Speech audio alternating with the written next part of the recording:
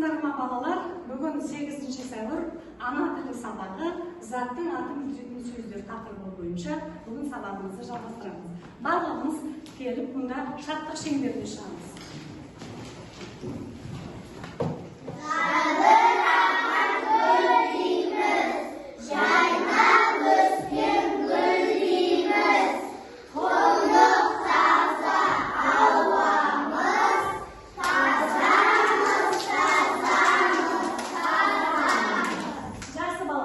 Енді біз қазір 3 топқа бөлінеміз. Бұның бәрі тазалықтың достары. Келе қойыңыз. Балалар, енді микрофон әдісі біздің қазіргі ана тілі сабағынан өтіп жатқан сабағымыздың тақырыбын кім айтады? Мен. Ал Фатима сөйлей ғой. Заттың атын білдіретін сөздер. Заттың атын білдіретін сөздер. Ал енді балалар, заттың атын білдіретін сөздер дегеніміз не?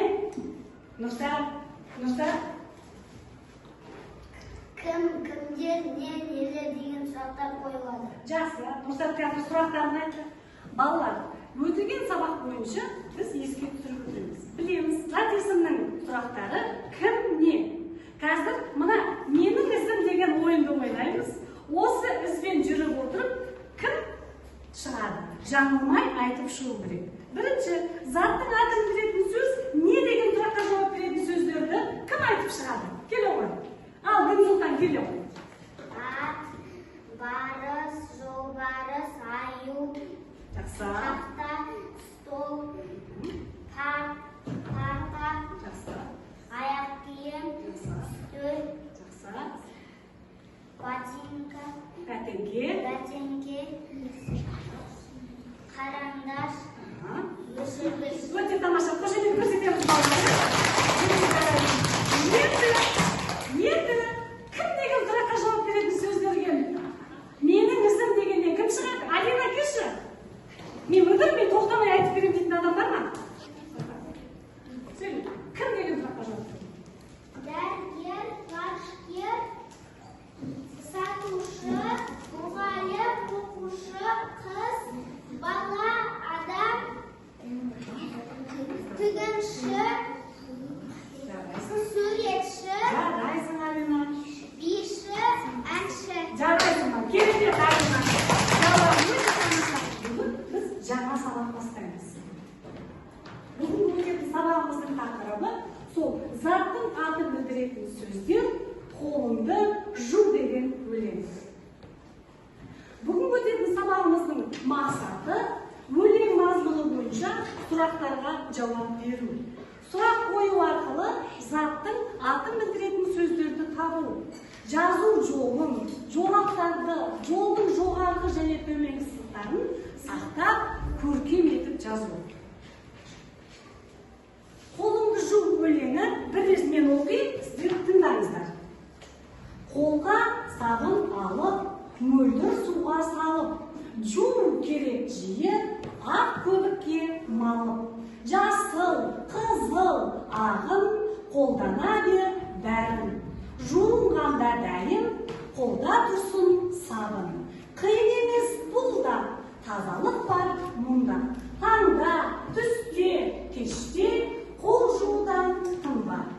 Өлең түсінікті болды ма балалар? Жақсы. Қане балалар, біз енді қолыңды шу деген өлеңді орнымыздан тұрып, жеке-жеке бір-бірден оқып шығайық. Қане, кім бастайды? Қолға сабын алып, мөлдір суға салып, жуу керек жиі, ақ көбікке малып. Жақсы. Манзор. Жасыл, қызыл, ағын, қолдана бер бәрін. Жуылғанда дәрін, қолда тұрсын сабын. Жақсы. Енді келесі жолы Гүлсұлтан жалғастырамыз. Қиын емес бұл да, тазалықта мұнда. Таңда, түсте, кеште, қол жуудан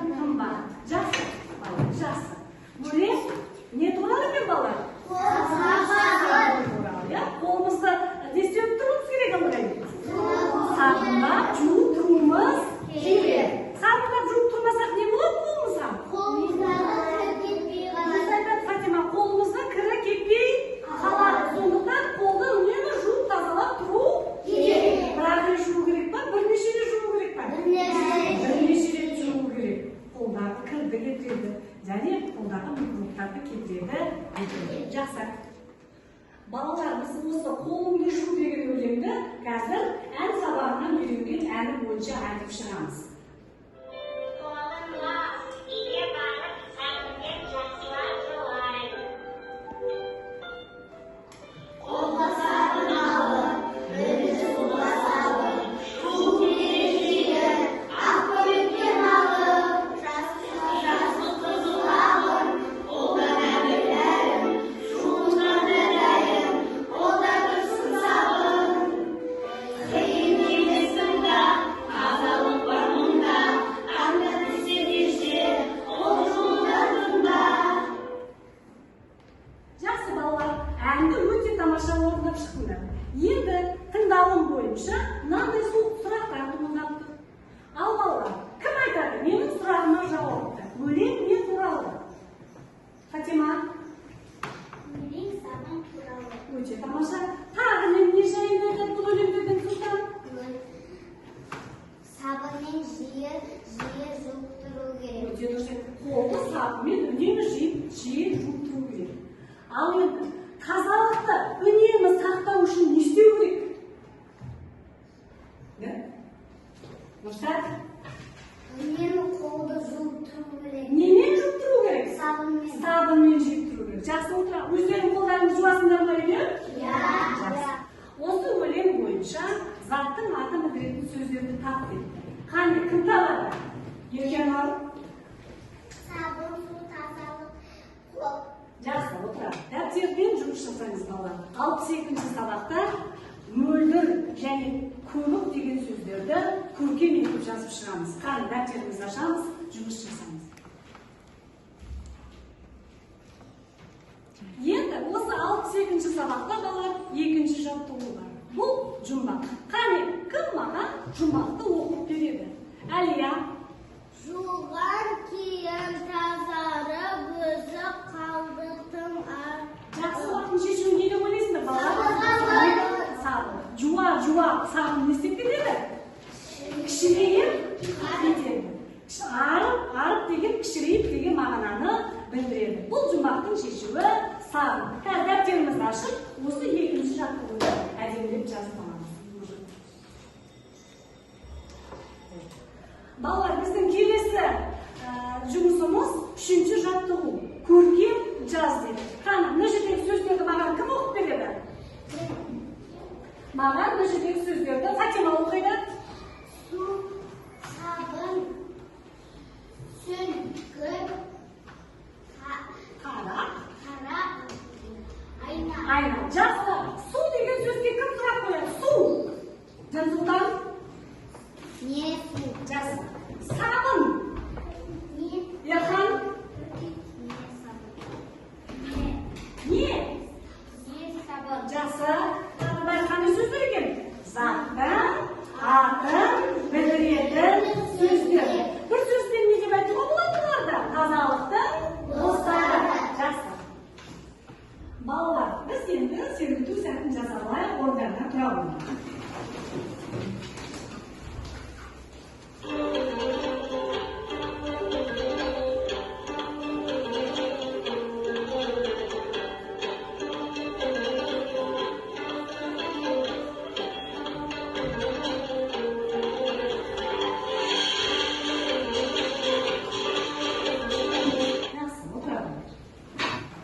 Балалар, енді біз топпен жұмыс жасаймыз. Бірінші топ кім жылдан, екінші топ желпеуішпен жұмыс жасайды, үшінші топ коллаж әдісімен жұмыс жасайды. Бірінші топ балалар, мына жерде суреттер берілмек. Суреттерді екі топқа бөлесіңдер, не деген сұраққа жауап беретіндер, және кім деген сұраққа жауап беретін сөздерді тауып, екі топқа орналастырасыңдар. Мына топтың оқушылары желпеуіш әдісі бойынша кім деген сұраққа жауап беретін сөздерді жазып шығады. Бұл тапсырма кітапта бар.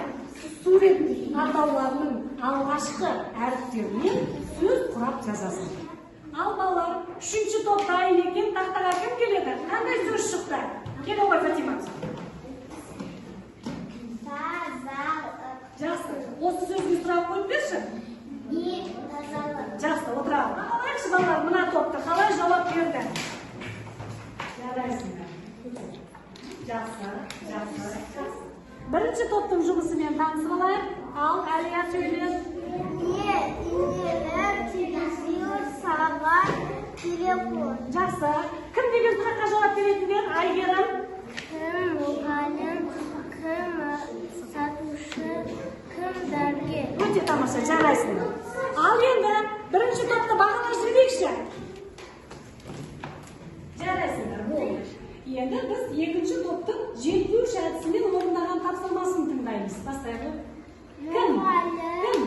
Кім мұғалім, кім оқушы, кім қыз, кім әпке, кім полиция, кім ғарышкер, кім суретші, кім дәрігер. Өте тамаша, жақсы отыра. Қана, бірінші топты бағалап жүрейікші бала. Тапсырманың өте тамаша орындарына. Отыра қойыңдар. Бүгінгі сабағымызды қорытындылап өтетін болсақ, балалар, өлең мазмұны бойынша сұрақтарға жауап берді. Сұрақ қою арқылы заттың атын білдіріп тұрған сөздерді таптық. Жазу жолының жолақтарды, жолдардың, жоғарғы және төменгі сызықтарын сақтап, көркем етіп жаздық. Бүгінгі сабақ сіздерге түсінікті болды ма? Иә. Жақсы. Бүгінгі сабақ түсінікті болса, білім жемісі ағашы бойынша мен бүгін барлығын түсіндім деген оқушылар алманың жоғары жағына қыстырасыңдар. Мен түсінбедім дегендерің астына қыстырасыңдар. Мен орташа түсіндім дегендеріңіз ортасына жапсырасыңдар. Келе қойыңыздар. Жақсы. Жақсы.